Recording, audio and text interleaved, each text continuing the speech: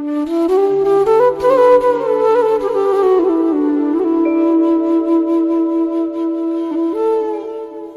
वालेकुम, मैं रिफत खुर्शीद गपशप विद रिफत के प्लेटफॉर्म से आपके सामने हूँ। हमने परिंदों के साथ हवाओं में उड़ना सीख लिया, हमने मछलियों के साथ समुद्रों में तैरना सीख लिया, लेकिन ज़मीन पर हमने बहन भाइयों के साथ बहन भाइयों की तरह रहना नहीं सीखा, जिसकी हम अक्सर औक़ात बहुत भारी कीमत भी अदा करते हैं, लेकिन हम सुधरने को फिर भी तैयार नहीं।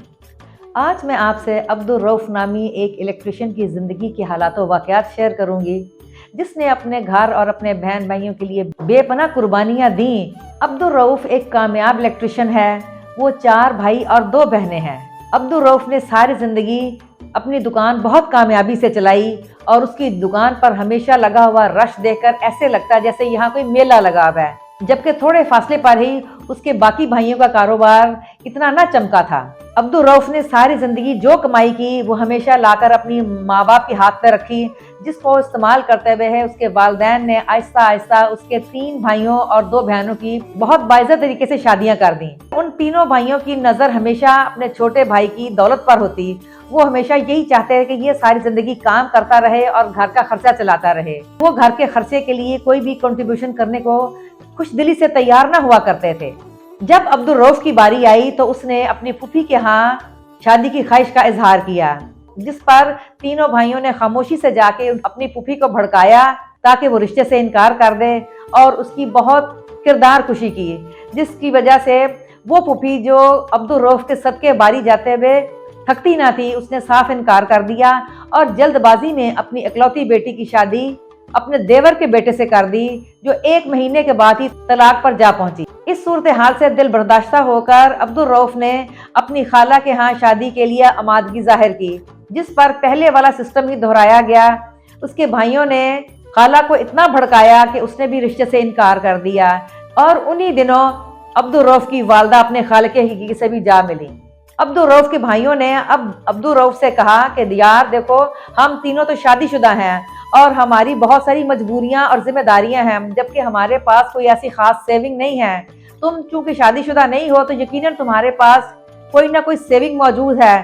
खुदारा तुम हमारी मदद करो और वालदा की तदफीन और चेलन की रसूमात की जिम्मेदारी तुम संभाल लो।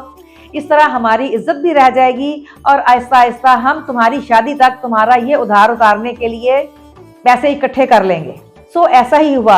अब अब्दुल रऊफ़ अपनी वालदा की वफात और हर तरफ से इनकार की वजह से बहुत ज़्यादा डिप्रेस हो गया।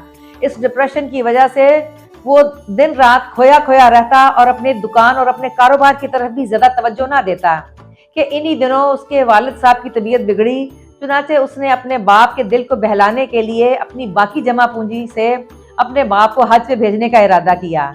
हज से वापस आने के बाद उसके वालिद साहब की तबीयत बहुत बहल चुकी थी और उनकी सेहत बहुत बेहतर थी, लेकिन जाहिर है हर इंसान को मौत का जायका तो चखना है।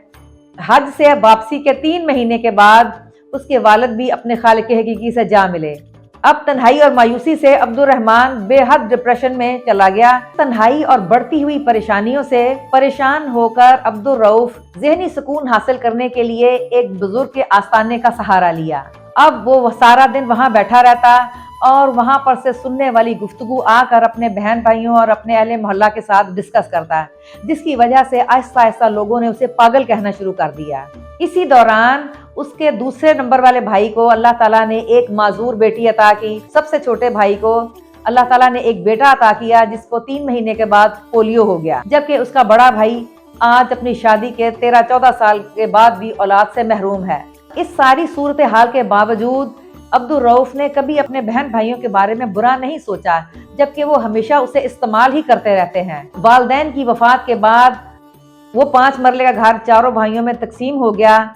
इतना कुछ होने के बावजूद उसके तीनों भाइयों ने कोई सबक हासिल नहीं किया, जबकि अब्दुल रऊफ़ ने दोबारा हिम्मत करके अपनी दुकान को खोला और दोबारा अपने आप को खड़ा करने में कामयाब हो चुका है। मैं अक्सर सोचती हूँ कि ऐसी सूरत हाल में उसके तीनों भाइयों ने जो जिंदगी भर उसके साथ धोखाधड़ी करते रहे, उन्होंने क्या पाया और क्या खोया, जबकि अब्दुल रऊफ़ ने उनके बेरहमाना रवैये से घबरा कर तंग आकर कभी उनके लिए बुरा ना चाहा। अगर इंसान सेंसिबली बैठकर एनालिसिस करे तो वो ये इस नतीजे पर पहुंचने में ज्यादा देर नहीं लगेगी कि जिसने बुरा किया उसने बुरा ही पाया और जिसने नेक नीति से काम लिया वो जल्द बदेर अपने पांव पर दोबारा खड़ा हो गया। और यही कुछ अब्दुर्रऊफ के साथ भी हुआ। हमें यही सोचना चाहिए कि हम किसी के साथ ज्यादती करने से पहले बारहा सोच लें कि इसका अंजाम हमारे लिए क्या होगा। बेहतरीन ताल्लुक की सबसे बड़ी खूबी ये होती है कि इख्तलाफात के बावजूद भी इंसान कभी भी दूसरों के बारे में बुरी राय या बुरे ख्याल नहीं रखता। यही कुछ अब्दुर्रऊफ ने भी किया और अपने बहन भाइयों के बारे में हमेशा अच्छा ही सोचा, जिसका सिला उसने हमेशा अपने रब से पाया। मेरे चैनल गपशप विद रिफत को सब्सक्राइब कीजिए, मेरी कहानियों को शेयर और लाइक कीजिए और मुझे अपनी राय से आगाह कीजिए। इंशाल्लाह अगली दफ़ा एक नए वाक़े के साथ आपके सामने आऊँगी। तब तक के लिए इजाज़त दीजिए। अल्लाह हाफ़िज़। अस्सलाम वालेकुम।